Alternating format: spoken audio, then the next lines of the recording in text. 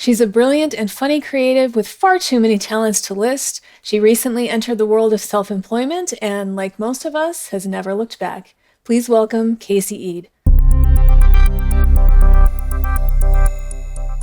In case you couldn't tell, I've always been like a theater kid. Like, I'm just loud. I have no inside voice. There was no other career option for me ever. I've always wanted to do this. But it got to the point where I was like, I've got to try. I just think I hit a breaking point.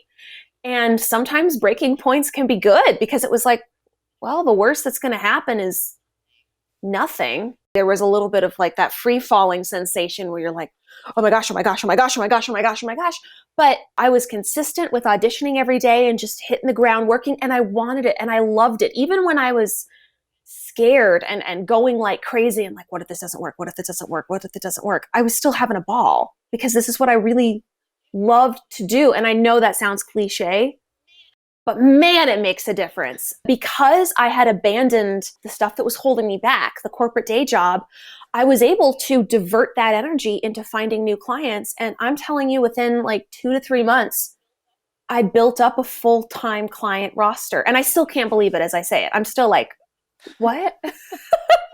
I'm an adult? That kind of mindset that a lot of people are going into this with has allowed me personally to be way more creative and think on my feet way more than I normally would have. Because again, like if I had my way, I'd plan everything out 50 steps ahead. So I'd be like, check this, and then this is going to come, and I don't have to, yay, no improv, but it's all improv. And I think that's made me a better business owner. I like that you call it a rebellion, because that's definitely what it felt like for me when I first did this. I was like, I'm leaving my full-time job to be an actor? Oh, this is like a Lifetime movie, but without the soundtrack. Like, I was so excited, and I felt like a little like, oh, I'm naughty, right? I think it's just part of this trend of people being like, I don't have to do things your way because it's not working for me and it's not working for you, and it builds a lot of resentment. More and more people I know personally, whether it's voice acting, whether it's they're freelance writers, editors, artists, whatever, are kind of making this leap because I think a lot of people are just fed up with that old world model. And I think we also have this embargo on the idea of failure. You can't fail. It's dangerous. The world's going to end if you fail. I fail 47 times a minute, but I'm still going, right? A big challenge for me was shifting from, oh my God, I failed once. I had to say 10 Hail Marys. So no, what am I going to do? To, cool, what can I learn from it? Let's try this and see if it sticks. Oh, that didn't work. Try this. That didn't work. Oh, that did. I think we get to a place when we're adults where we almost tell ourselves, I can't have fun anymore. I have to be serious. And that's part of why it took me so long to get away from my corporate job, is I was like, well, it's not realistic. And I'm like, who says? People do this all the time. So I want to encourage people to just like let themselves play again and have fun. I have seen how taking a break helps me be more productive and more energetic and ready to go and ready. I like to help people and encourage people and have fun. And you can do it when you get some sleep.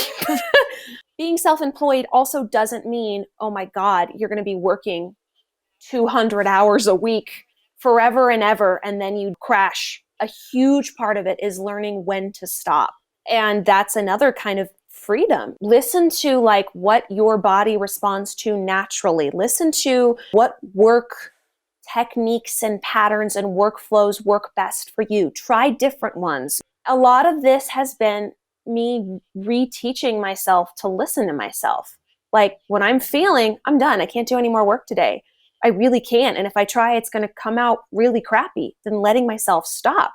And I think a lot of our work culture has taught us to turn that off. Don't listen to yourself. Just keep going. Just push it, push it, push it. There are times when you need to do that, and that's fine.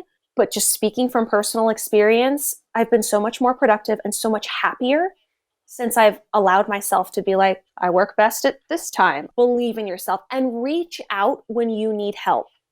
Get rid of the idea that you have to, pull yourself up by your bootstraps with absolutely everything and you're totally on your own. That's not how human beings work.